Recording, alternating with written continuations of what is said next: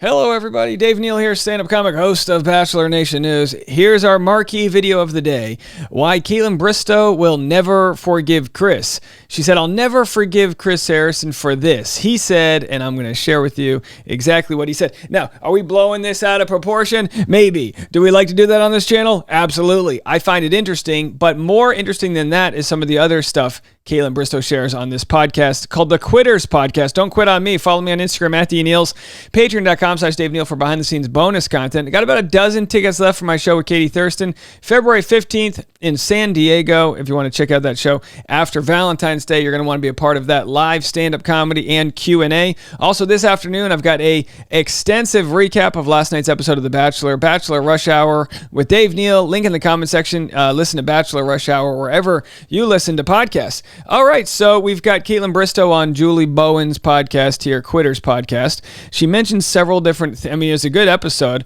I'm going to probably break it into a few different clips here, but she discusses how she quit dancing and part of how dancing brought her all this joy, and then she was able to get back into dancing after going on the Dancing with the Stars. Spoiler, she won. And after that, we're going to talk about pay discrepancy on The Bachelor. Kaitlyn Bristowe accuses The Bachelor producers of paying the men more than women, but there's a little pushback on that. And then also she's going to talk about her equity that she's built in her home brand, how she was an outcast in Bachelor, and then went from outcast to, of course, hosting the show. And we'll talk more about that. So have a listen. Let's start right now with what she has to say about Dancing with the Stars. Hold on one second here, and let's get into it. And I was like committing my life to dance. That's why I worked at a restaurant, so I could have the proper hours to do dance training. And then, after I got rejected with everything I did in dance, it was always a no. It was always a no. I just wasn't good enough. And being told you're not good enough, however many times, it does, give you thick skin to a certain extent, but it also makes you feel like you're not worthy. And so, listen, dancing's aggressive. I was in the SAG-AFTRA Union Hall, and they had a bulletin up for a meeting for dancers who have been injured, because it's such a physical sport and it's a young person's game and it's super competitive. So just because you can't make it on the top tier doesn't mean you should quit doing it if you love it. When I met the hockey player and had the option to just, go live his life, and he made great money, and I could, quit dance. I could maybe just do it as a hobby. It just sounded like, okay, this is a good transition for me. So I quit, and I'm actually not, it was not a bad quit, because I do think it wasn't going to lead me anywhere. So I'm glad I did at the time, because I just believe in divine timing and things working out. And I'm so glad for all the things I get to do now in my life. And that wouldn't have happened without that. But it was hard to give up a passion. Going on The Bachelorette, when I came off The Bachelorette and they offered me Dancing with the Stars, I was like, I could still be a dancer. And at the time, they didn't let me go on Dancing with the Stars because I was still under contract with Bachelorette. And they told me I couldn't. They were like, no, we're not going to let anyone from our franchise do the show anymore. Then 5 years later, they actually asked me to go back on. So it was more than just like winning the mirror ball. I was like, I am a dancer. I know this from Sarah Hyland, my TV daughter, who we met at her wedding. Love. Yes. She was a ballerina. She was a bunhead, all growing up and going to school.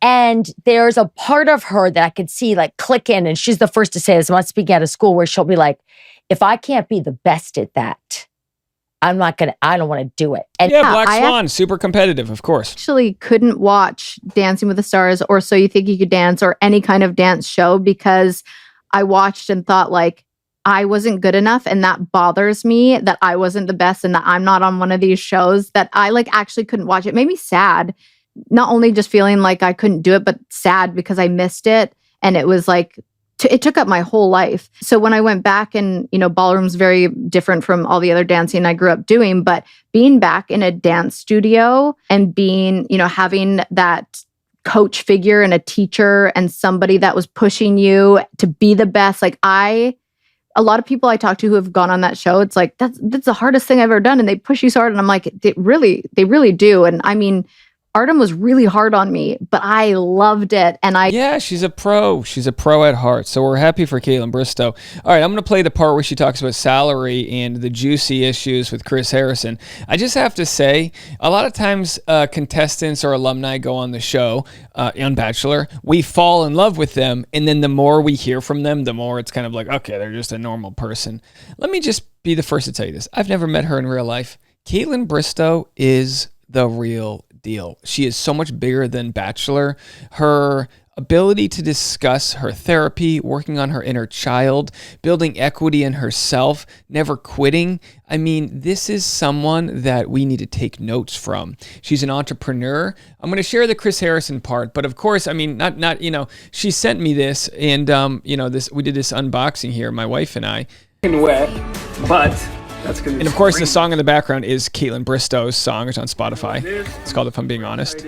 Either way, so we opened her package. She's an entrepreneur. She's got her own wine label. I mean, she's really just done everything right in the last couple of years and sent a nice card. So we are just huge fans. Not because she sent us a wine. We liked her before that. But let's jump to the 5140 mark here. And this is where we talk about salary discrepancy in Bachelor.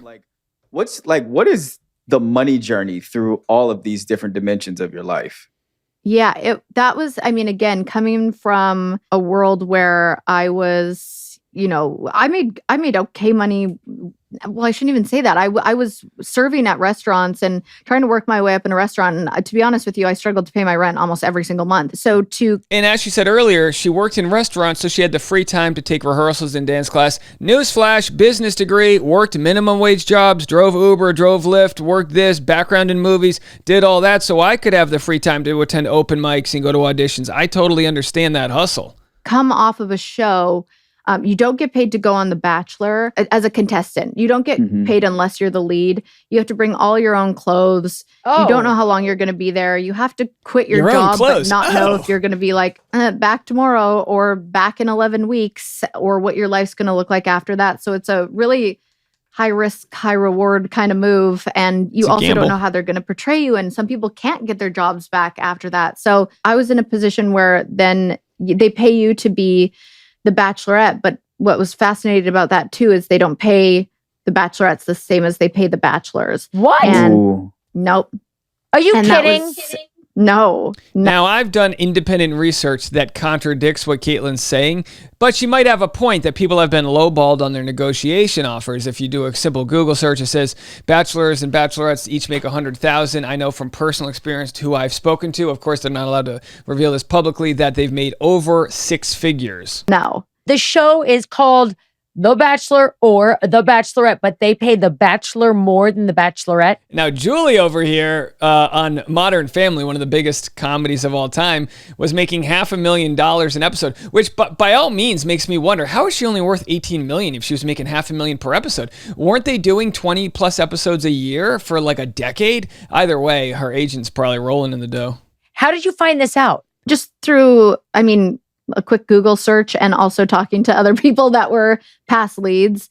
And I had known how much The Bachelor made the year before me. So I said, because they usually have one Bachelorette, one Bachelor, but on my season, they had two Bachelorettes and they said the men are going to decide who they want to be the Bachelorette.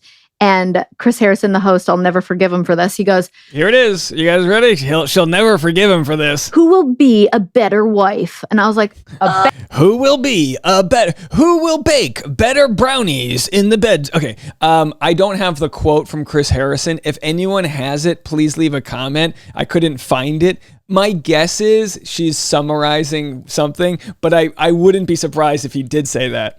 Better what am wife? I doing? A better wife. And I go, what am I doing here? And the girl that I was competing against was a friend, but they wanted to pit us against each other.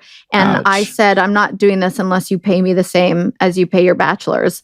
And I got close, but yeah. How much? How much do they pay the Bachelor? Well, it's Googleable. It's different for, you can Google it. If it's Googleable, then we can say it right here. I'm the most open book. I will tell you anything. Please. My fiance also has a podcast where he has open discussions about money and what people make, especially coming out of TV. So for The Bachelors. Which, by the way, I've told Jason, get me on your podcast and we'll open the books here. You know, our YouTube channel makes more than than the leads do, and I'd be happy to talk about it. But I don't know, haven't heard back. So send him a DM if you want him. Let me actually say this: Emily Maynard. They wanted. But I also say I think I work harder than these bachelorettes and bachelors. All right, they get to have sex in a fantasy suite here. You know, we just get her to be the Bachelorette so badly. And I don't think she really wanted to. They actually paid her the most out of anybody, and that was, I think, $250,000. Okay, so now, here's the contradiction. Kaitlyn, God bless her, says the men get paid more than the women. Well, now you're saying that Emily Maynard got paid 2.5 times higher than the going rate. So it really comes down to a negotiation thing. Now, I wouldn't be surprised if the bachelors take advantage of weak negotiators or people that are just here for the experience. What she's about to say about how the producers played hardball with her goes to show that your bosses are not your friends. But most bachelors get paid $120,000.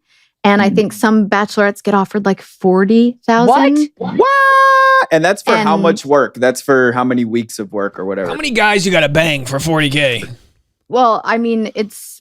How many yurts and windmills do you need? You've already taken off however many weeks, like 11 weeks to be on The Bachelor.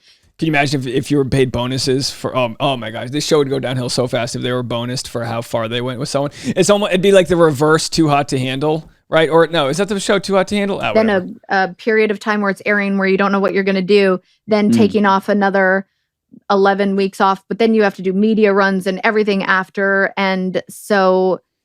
And The Bachelor, they won't share this, but I'll give you guys exclusive info. When you're under contract with The Bachelor, they basically work as an agent. So if you get a gig or a sponsor, whatever, they have to approve it while they're under contract with you. So say you get $100,000 by Old Spice, they approve it, but they also get a commission as far as an agency fee goes. It's a long time, and they should actually pay everybody. They own more you. And I know that's what like the pageant world does with like Miss America and things like that. But that is what they pay you for like all of your services for the Bachelorette. Yeah, but it's all about negotiating. So like some people, I was again lucky to have somebody, Penny Thao. She kind of knew that industry, so she set me up with an entertainment lawyer, which I would have never thought to do again because I didn't know anything about this. So it's kind of all in what you're willing to negotiate. And I know they said to me at one point, we thought this was about love for you, not money. And I was like, don't try and pull that that's on disgusting. me. That's gross. Ever. Yeah, a lot. I could tell you. I'd be like, well, you know what? It is about love, and I'd love to be rich. Let's get on to it. Come on. You know what I mean? Oh, boy.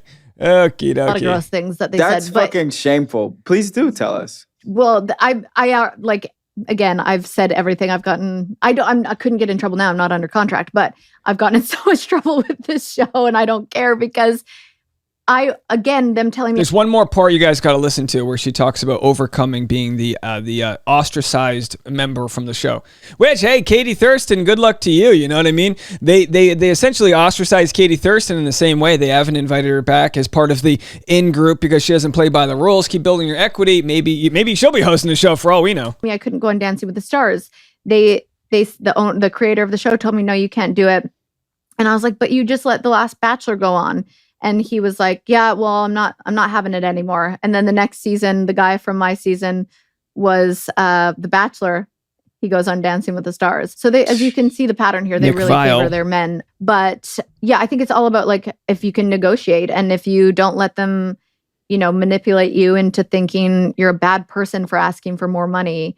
It's kind of all because they are making money off of you. They are absolutely making money off of you, off your image, off your likeness. And I'm sure you sign away everything that happens while the cameras are rolling. You don't own a minute of that. Were you ever able to say, "Oh my gosh, please don't put that in"? But I mean, again, if it was in the contract, the one thing that my entertainment lawyer helped me with was to say, I said, I don't want any hidden cameras or any hidden microphones, because that scared me for just like, if I'm in my room by myself, I don't know. And so that I used to work at Google and I quit. And for about 3 to they're going to know if I exist, but I need to ask you and why? Tell me about it, please.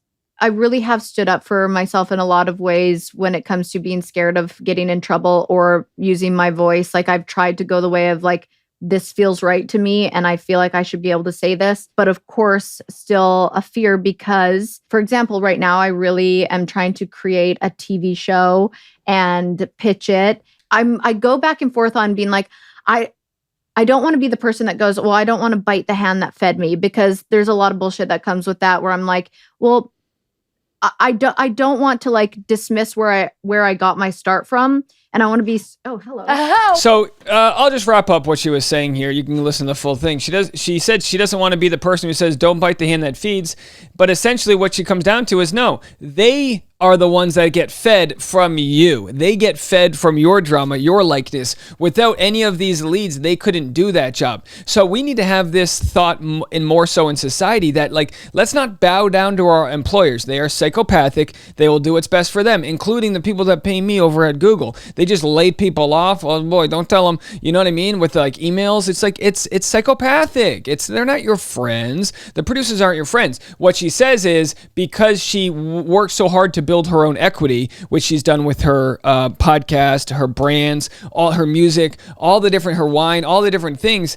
She's worked so hard to build her own equity and her own fan base. The show had to have her back. Not because they loved her, but because it was a good business decision. So the only way that you and I can succeed in this life truly is to build our following, build our equity, build our knowledge in what it is that we do it, be better than anybody else at it. And when you can do that, they will need to hire you. And as we say in the stand-up world, just be undeniable.